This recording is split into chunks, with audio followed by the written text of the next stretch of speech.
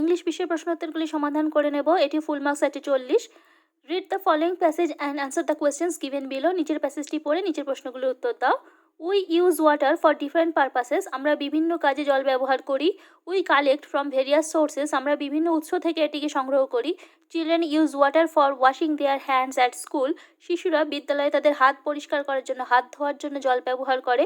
For household activities we get water from tubewell. গৃহস্থালির কাজকর্মের জন্য আমরা টিউবওয়েল থেকে, নলকূপ থেকে জল পাই। This water is clean and safe for drinking. এই জল পরিষ্কার এবং পান করার জন্য নিরাপদ। এই গার্ডেনার ওয়াটার্স হিজ প্ল্যান্টস। একজন মালি তার গাছগুলোকে জল দেয়। He gets it from ponds. সে সেটিকে পায় পুকুর থেকে। Water from wells can also be used for purposes like cooking, drinking, washing and bathing. কুয়ো থেকে পাওয়া জল বিভিন্ন কাজেই ব্যবহার করা যেতে পারে, যেমন রান্না করার জন্য, পান করার জন্য, ধোয়ার জন্য কিছু এবং স্নান করার জন্য। Make a list of the various uses of water. জলের বিভিন্ন ব্যবহারের একটি লিস্ট, তালিকা তৈরি করতে বলছে। তো এখানে 6 নম্বর পর্যন্ত দাগ দেওয়া আছে, তাহলে 6টি লিখতে হবে। প্যাসেজ থেকে যেগুলো পাই আমরা সেই দিয়েই আমাদের এটি লিখতে হবে। তো প্রথমে আমরা লিখব ফর হাউসহোল্ড অ্যাক্টিভিটিস, গৃহস্থালির কাজকর্মের জন্য। ওয়াটারিং প্ল্যান্টস, গাছে জল দেওয়ার জন্য। ড্রিঙ্কিং, পান করার জন্য। কুকিং, রান্না করার জন্য। ওয়াশিং, ধোয়ার জন্য। বাথিং, স্নান করার জন্য। বিয়ের দাগে বলছে fill in the blanks using the correct form of verbs. ভার্বের সঠিক ফর্ম দিয়ে শূন্যস্থান পূরণ করতে হবে। She dash to play in the field. Love না লাভস হবে। শি হচ্ছে থার্ড পারসন সিঙ্গুলার নাম্বার, সেই জন্য এখানে হবে লাভস। লাভের সঙ্গে এস দিতে হবে, এটি টিক দিতে হবে, আর এখানে লিখে দিতে হবে loves. She loves to play in the field. সে মাঠে খেলতে ভালোবাসে। পরেরটি বলছে we dash to school everyday walk or walks. তো এটি উই হচ্ছে ফার্স্ট পারসন, সেই জন্য এটি হবে walk. We walk to school everyday মানে আমরা প্রতিদিন হেঁটে স্কুলে যাই।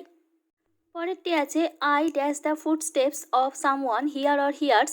আই ফার্স্ট পারসন, সেই জন্য এখানে হবে hear. I hear the foot steps of someone. আমি কারোর পদধ্বনি শুনি। Our teacher dash us English. Teach or teaches.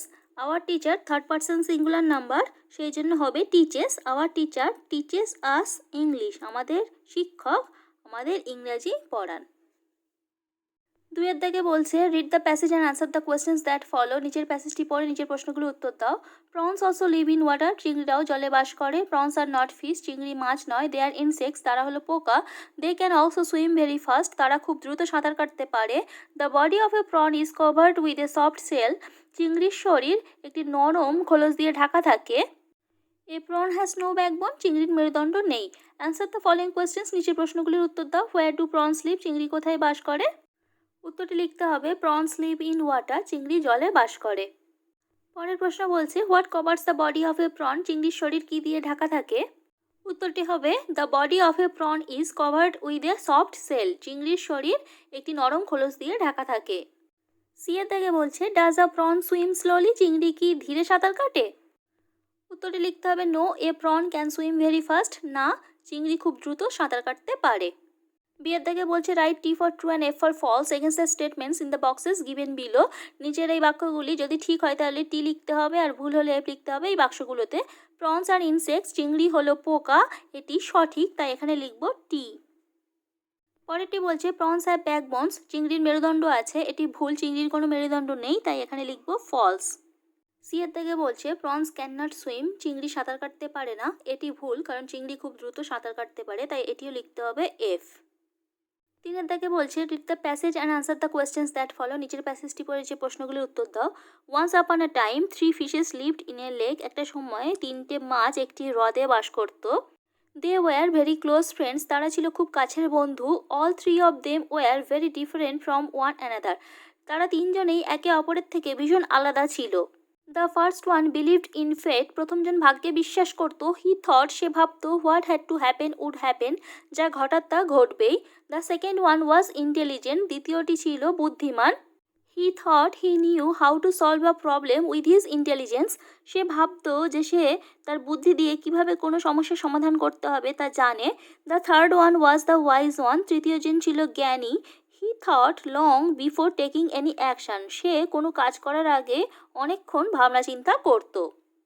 এর দাগে বলছে write T for true and F for false against the statements in the boxes given below. তো ঠিক হলে টি লিখতে হবে, আর ভুল হলে এফ লিখতে হবে।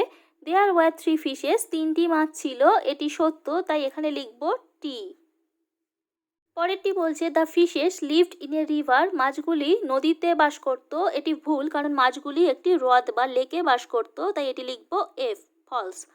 The fishes hated one another, মাছগুলি একে অপরকে ঘৃণা করত, এটিও ভুল কারণ তারা খুব কাছের বন্ধু ছিল, এটিও লিখব ফলস। বিয়ের দাগে বলছে অ্যান্সার দ্য ফলোইং কোয়েশ্চেন্স, নিচের প্রশ্নগুলো উত্তর দাও। হুইচ ফিশ ওয়াজ ইন্টেলিজেন্ট, কোন মাছটি বুদ্ধিমান ছিল? উত্তরটি লিখতে হবে the second fish was intelligent, দ্বিতীয় মাছটি বুদ্ধিমান ছিল। পরের প্রশ্ন বলছে what did the third fish do before taking an action, কোনো কাজ করার আগে তৃতীয় মাছটা কি করত? উত্তরটি লিখতে হবে the third fish thought long before taking an action, তৃতীয় মাছটি কোনো কাজ করার আগে অনেকক্ষণ ধরে ভাবত। সি এর প্রশ্নটি বলছে what did the first fish think, প্রথম মাছটি কি ভাবত? উত্তরটি হবে the first fish thought what had to happen would happen, প্রথম মাছটা ভাবতো যেটা ঘটার তা ঘটবেই। চারের দাগে বলছে fill in the blanks with appropriate action words from the list, list থেকে সঠিক শব্দ নিয়ে শূন্যস্থান পূরণ করতে হবে। এখানে লিস্টে দিয়েছে গেটস, ইটস এবং কাটস। গেটস মানে পাওয়া, ইট মানে খাওয়া, কাট মানে কাটা। প্রথমটি আছে Rubina dash bread with a knife, তো এটি হবে Rubina Katz bread with a knife, Rubina ছুরি দিয়ে রুটি কাটে। পরেরটির দাগ নম্বর ভুল আছে, এটি বি দাগ হবে the earth dash light from the sun, এটি হবে the earth gets light from the sun, পৃথিবী সূর্যের থেকে আলো পায়। শেষেরটি সি দাগ হবে লায়ন ড্যাশ ফ্লেশ, এটি হবে লায়ন ইটস ফ্লেশ, সিংহ মাংস খায়। পাঁচের দাগে বলছে fill in the table by correctly adding D or ED to the words, শব্দগুলির সঙ্গে ডি অথবা ইডি যোগ করে শূন্যস্থান পূরণ করতে হবে। নাও মানে এখন আর দেন মানে তখন। প্রথমে আছে আস্ক, আস্ক মানে জিজ্ঞাসা করা, এটি হবে এ এস কে তার সঙ্গে ইডি, আস্কড জিজ্ঞাসা করেছিল। Turn T U R N turn, টার্নের অনেক মানে হয়, তো টার্ন মানে পরিবর্তন করা, সরানো, ফেরানো এগুলো হয়, তো টার্ন এটি দেনে হবে turn T U R N E D. পরেরটি আছে স্মাইল, স্মাইল মানে হাসা, এটি হবে smiled S M I L E D যোগ হবে শুধু। পরেরটি আছে লাফ, লাফ মানেও হাসা, লাফ হবে L A U G H ED laughed. ছয়ের দাগ ইংরেজি বিষয়ের শেষ প্রশ্ন বলছে write 4 sentences on the bird you like, তুমি যে পাখি সবথেকে পছন্দ করো সেই পাখির উপরে 4টি বাক্য লেখো। ইউজ দ্য ফলোইং পয়েন্টস, নিচের পয়েন্টগুলিকে ব্যবহার করে। নেম অফ দ্য বার্ড পাখির নাম, হাউ ইট লুকস এটি কেমন দেখতে, হোয়াট ইট ইটস এটা কি খায়, আর হোয়াই ইউ লাইক ইট কেন তুমি এটা পছন্দ করো। পাখি নিয়ে আমরা 4টে বাক্য লিখতে পারি। The bird I like most is parrot, এখানে আমি তোতা পাখি বা টিয়া পাখি নিয়ে লিখেছি। যে পাখিটা আমি সবথেকে বেশি পছন্দ করি সেটি হলো তোতা বা টিয়া পাখি। It is green in colour and the big is red, এটি সবুজ রঙের হয় এবং ঠোঁটটি লাল রঙের। ইট it's fruits seeds insects et cetera, এটি ফল দানা বা বীজ পতঙ্গ পোকামাকড় ইত্যাদি খায়। It can talk like human being, এটি মানুষের মতো কথা বলতে পারে।